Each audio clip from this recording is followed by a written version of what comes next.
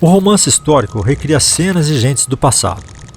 Mas, na verdade, talvez o bom romance histórico seja aquele que fale sobre ontem, fazendo pensar sobre hoje.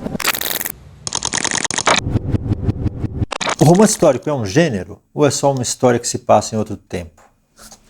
Bom, segundo a Marguerite Yourcenar, todos os romances são históricos, porque todos eles fazem uma reconstrução de um tempo perdido, ou seja, todos são proustianos também.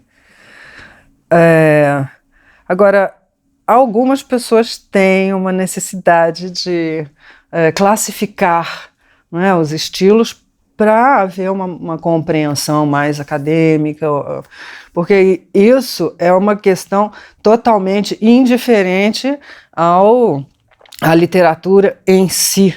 Né? Isso é uma questão pós-literária. Então dizem que o romance histórico é aquele romance que faz a reconstrução de um período histórico com personagens históricos, como, por exemplo, os livros do Maurice Druon, aquele escritor francês que fazia, por exemplo, Os Reis de França. Então ele fez uma série, cada um dos livros era sobre um dos soberanos franceses, com uma equipe imensa de historiadores fazendo levantamento das questões históricas todas. Então isso seria o romance histórico mais tradicional dentro do que se diz histórico. O Saramago gostava de dizer que o que ele fazia, e que eu acho que é o que nós fazemos, era o romance das lacunas históricas. Né? Então eu acho que seria mais isso, porque no meu caso eu trabalho com o passado, não com a história. Você tem uma definição sua de romance histórico? Eu acho que eu concordo com a Marguerite Yourcenar, que todos os romances são históricos no sentido... Porque eu acho assim, eu faço muitas palestras para historiadores, e eles gostam dessa frase que eu digo, que os historiadores são ficcionistas que fingem que estão dizendo uma verdade. E os ficcionistas são historiadores que fingem que estão mentindo. Né? Então eu acho que tanto o romance é uma ficção, quanto o romance é uma verdade.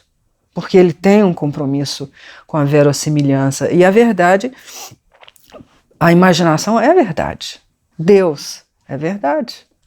É uma coisa que você não prova, não escreve, mas é a verdade, mesmo que não exista, porque as pessoas acreditam, porque existe a palavra Deus, porque existe a criação, né, dessa figura. Então, eu acho que bom, depois disso tudo eu vou dizer que o romance é Deus. e é porque existe a frase em João, né? Eu acho, no princípio era o verbo estava em Deus e o verbo era Deus, que é uma frase muito perturbadora, né? Porque no princípio era o verbo. Quem foram os precursores assim do romance histórico? O romance histórico, o chamado gênero romance histórico, ele começou com o Walter Scott, na época do romantismo, que era a época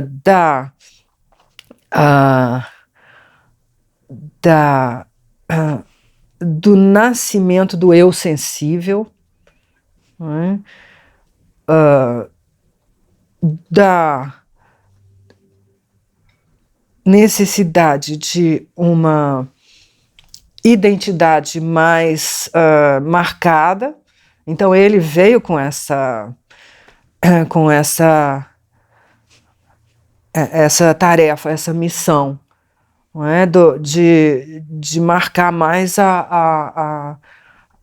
o rosto de uma nação. Né? Ele sempre fez isso. A primeira metade do século XIX teve Ivanhoé, Os Três Mosqueteiros, O Último dos Moicanos, O Corcunda de Notre Dame.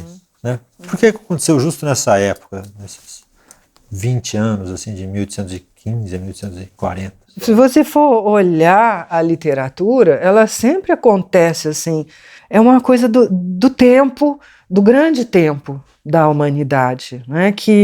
Porque a literatura trabalha com coisas muito profundas, que nós não temos muitas vezes consciência, né? E nem nós autores, e nem nós leitores, mas ela trabalha com questões muito inerentes ao tempo.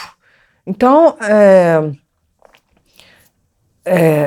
eu acho que tem relação com esse modo de ser, não é? Essa aproximação do mundo, quer dizer, a Europa começando já um processo não sei, eu não sou historiadora do romance, não. Eu não vou arriscar muito essa questão, mas eu acho que é relacionada à alma, às necessidades da alma humana. Eles precisavam de uma expressão que fosse característica da cultura deles, né? Uma coisa e do tempo deles. Aqui no Brasil, José de Alencar é o nosso primeiro romancista histórico?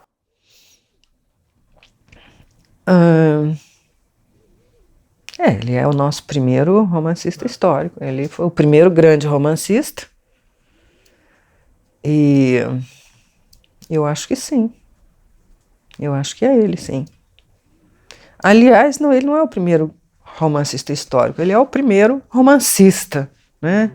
Grande romancista, quer dizer, que instalou a figura do romancista no país, né? Então eu acho que sim. Quando ele fez Iracema, agora ele constrói um passado para construir um país, né? Um projeto de país. Exatamente. Tá? Eu acho que tem tanto disso perfeito, mesmo. Toreiro. Exatamente. Deve acontecer isso inconscientemente. E os românticos tiveram essa missão assim, muito clara, porque eles vieram com a independência. O Brasil passou a existir, o Brasil nasceu como nação, né? Então eles tinham que construir um rosto. E houve uma luta, né, que o José de Alencar não apenas acompanhou, como ele foi um dos grandes guerreiros dessa luta da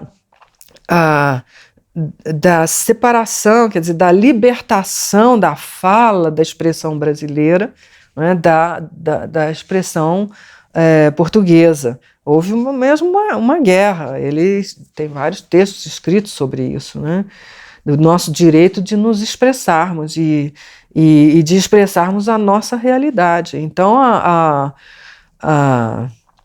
e eles tinham muito mais consciência, que na nossa geração não há mais essa clareza de missão, né? Porque tudo em dia hoje é mais fragmentado, né? O universo, porque a literatura naquela época ela tinha uma importância muito grande no debate da sociedade, do comportamento. Não era a novela da televisão, era a literatura, o folhetim, né? O romance folhetim, e as pessoas discutiam o comportamento humano a partir daí. Hoje a literatura é menos importante? Não, a literatura ela deixou de ter esses poderes, quer dizer, foram divididos esses poderes, né? Ela ainda funciona como um debate de comportamento e etc., como antes, e ainda debate político também, como antes e tal, mas ela não perdeu a sua essência, porque a essência da literatura, né? Você pode tirar tudo isso, a literatura não tem nenhum compromisso, quer dizer, ela não deixa de ser literatura porque ela não é mais o centro dos debates sociais ou políticos, etc. A essência da literatura, e que ela não vai nunca perder, é que ela é a arte da palavra, ela é a transformação da palavra em arte, que é como as artes plásticas, né? A pintura faz com a cor, com a forma, né? Que a música faz com o som. Então a literatura continua fazendo, e é uma missão importantíssima, porque o nosso conhecimento, quer dizer, a nossa consciência, a nossa discussão e compreensão do mundo se passa pela palavra. E aí vem, no início era o verbo estava em Deus e o verbo era Deus. Porque o verbo é Deus? Porque é com a palavra que nós conseguimos a compreensão racional, né, do mundo, racional e também mágica, porque a palavra tem um desdobramento fantástico e infinito, né? Talvez seja a obra-prima da humanidade, né? Porque a arquitetura é uma coisa fantástica que a humanidade criou, né? A música, né? A escultura, tudo isso, mas eu acho que a palavra é a obra-prima, porque é um sistema muito simples de tracinhos, poucos sinais, e que servem à humanidade toda, e que uma criança pequena aprende a utilizar. Né? Então e por ali passa o infinito, né, do conhecimento e da consciência.